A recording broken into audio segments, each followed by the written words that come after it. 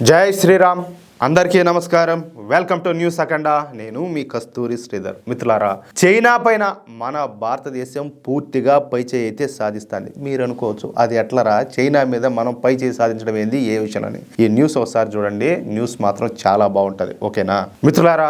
ఈ న్యూస్ చెప్పబోయే ముందు మీకు అందరికి కూడా ఒక చిన్న విన్నపం. నేను మొహమాటం లేకుండా మాట్లాడుతున్నా. నేను బ్రతకడం కోసం అడుకోవడం వేరు, దేశానికి మన ధర్మానికి సేవ చేయాలన్న ఆలోచనతో అర్థించడం వేరు. దేశం కోసం ధర్మం కోసం చేసేటటువంటి పని నిజంగా చెప్పాలంటే దైవ కార్యంతో సమానం, అవునా కాదా? కానీ మన ఛానల్ నిర్వహణకు, అదేవిధంగా మన ఛానల్ యొక్క బలోపేతానికి ఎంత ప్రాధాన్యపడినా 1000 మందిలో కాదు 1000 మందిలో కాదు, కనీసం యావరేజ్గా 5000 మందిలో అసలు ఒకరిద్దరు కూడా స్పందించడం లే.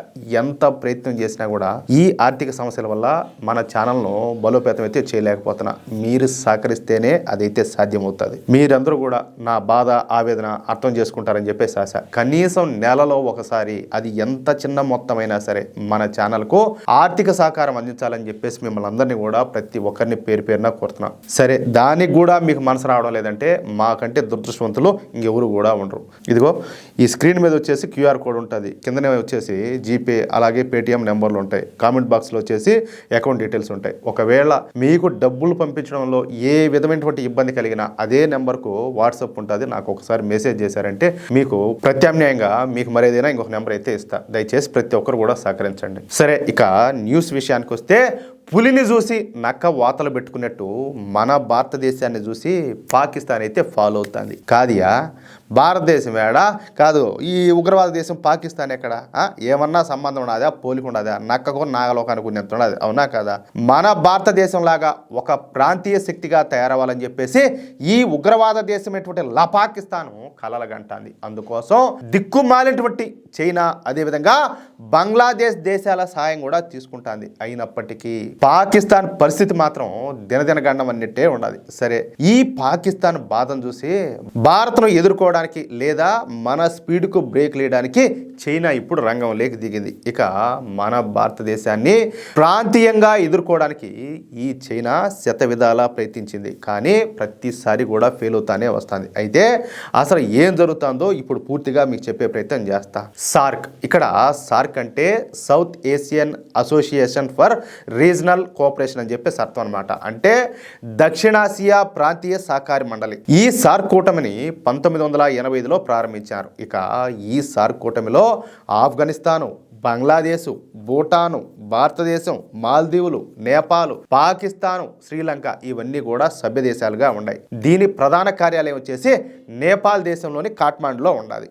ఈ 8 దేశాలలో ఒక్క భారతదేశం తప్పించి మిగిలిన అన్ని దేశాలు కూడా చెప్పాలంటే అడుగు తినే దేశాలే. అంటే ఆర్థిక పరంగాను, తలసరి ఆదాయం పరంగాను, సైనిక పరంగాను, టెక్నాలజీ పరంగాను మన దేశంతో పోల్చుకుంటే ఇక్కడ ఉన్నటువంటి ఏ దేశాలు కూడా అసలు ఒక పక్క కూడా రావు, అవునా కాదా? ఇక ఈ సార్క్ కూటమిలో పాకిస్తాను, అదేవిధంగా బంగ్లాదేశ్ దేశాలు కూడా ఉన్నాయని చెప్పి చెప్పుకున్నాం కదా. అయితే 2014లో మన దేశంలో నరేంద్ర మోడీ గారి ప్రభుత్వం ఏర్పాటైంది. కానీ నరేంద్ర మోడీ గారికి ఈ పాకిస్తాను, అదేవిధంగా ఈ బంగ్లాదేశ్ తో కూడినటువంటి ఈ సార్క్ కూటమిలో ఉండటం ఆయనకి ఏం మాత్రం కూడా ఇష్టం లే. అందుకే మన నరేంద్ర మోడీ గారు ఈ సార్క్ కూటమి నుంచి అనధికారికంగా వైదొలిగినారు. ఇక ఈ సార్క్ సమావేశాలకు వెళ్లకుండా ఆయన నిలిపేశారనమాట. దీంతో ఈ సార్క్ కూటమి అనేది కుప్పగొలిపోయింది. ఇక అప్పటి నుంచి ఈ సార్క్ సమావేశాలు అనేవి జరగడంలే. అయితే ఇదే మంచి అదునుగా భావించినటువంటి చైనా ఇక రంగంలోకి దిగింది. ఈ సార్క్ కూటమిని మళ్ళీ ప్రారంభించాలని,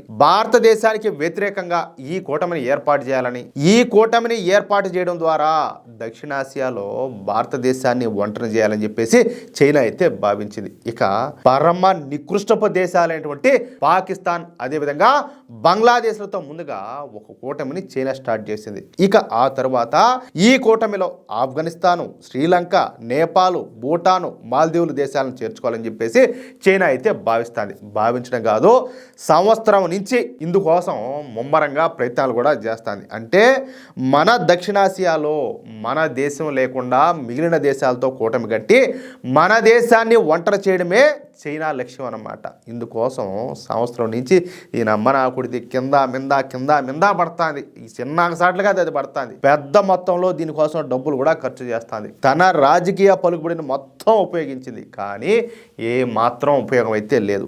ఇప్పటి వరకు ఈ దిక్కుమాలినటువంటి చైనా, అదేవిధంగా ఈ ఉగ్రవాద దేశమైనటువంటి పాకిస్తాను, ఇక ఈ బంగ్లాదేశ్ కూటమిలో ఏ ఒక్క దేశం కూడా చేరడానికి ముందుకు రావడం లే. మన దేశానికి వ్యతిరేకంగా ఏర్పాటు చేసేటటువంటి ఈ కూటమిలో మేము చేరమని చెప్పేసి ఆ దేశాలన్నీ కూడా వెనకడిగేసినాయి. భారతదేశం లాంటి అతి పెద్ద ఆర్థిక వ్యవస్థను, బలమైనటువంటి సైనిక శక్తిని కాదని చెప్పేసి ఏ పొరుగు దేశం కూడా చైనా కూటమిలో చేరే సాహసం చేయదని చెప్పేసి ఇప్పుడు అంతర్జాతీయ వ్యవహారాల నిపుణులంతా కూడా స్పష్టం చేస్తారు. అర్థమవుతుందా? ఇక్కడ ఇంకో విషయం ఏంటంటే, ఎన్నో విపత్కర సమయాల్లో పొరుగు దేశాలను ఆదుకోవడంలో భారత్ ఎప్పుడు కూడా ముందుంటుందని చెప్పేసి గుర్తు చేస్తారు. కోవిడ్ సమయంలో ఈ వ్యాక్సిన్ దౌత్యం, అలాగే ప్రకృతి వైపరీత్యాల సమయంలో సాయం వంటి అంశాల్లో భారత్ తన నాయకత్వ పటిమను ఎప్పటికప్పుడు నిరూపించుకుంటూనే ఉండాలి.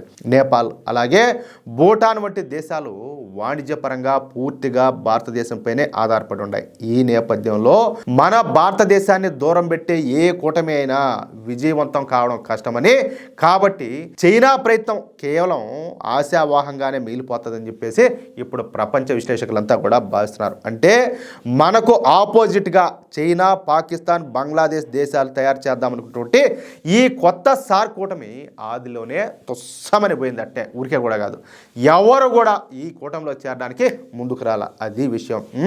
ఎట్టున్నది నరేంద్ర మోడీ గారి పాలన చూడండి ఒకసారి. కనీసం మనల్ని కాదని చెప్పేసి చైనాతో జతగట్టేదని కూడా వీళ్ళంతా భయపడతారు. అర్థమవుతుందా? అట్టుండాది. మిత్రులారా, ఈ న్యూస్ కనుక మీకు నచ్చినట్లయితే ఖచ్చితంగా ఈ న్యూస్ నలుగురికి షేర్ చేయండి. అలాగే ప్రతి ఒక్కరు కూడా మీ యొక్క అమూల్యమైనటువంటి అభిప్రాయాలను తప్పనిసరిగా కామెంట్ రూపంలో తెలియజేయండి. ఇంకో విషయం ఏంటంటే, ఇంతవరకు మీరు కనుక మన ఛానల్ని సబ్స్క్రైబ్ చేసుకున్నట్లయితే ప్రతి ఒక్కరు కూడా మన ఛానల్ని సబ్స్క్రైబ్ చేసుకోండి, సపోర్ట్ చేయండి ప్లీజ్. జై శ్రీరామ్, జై హింద్.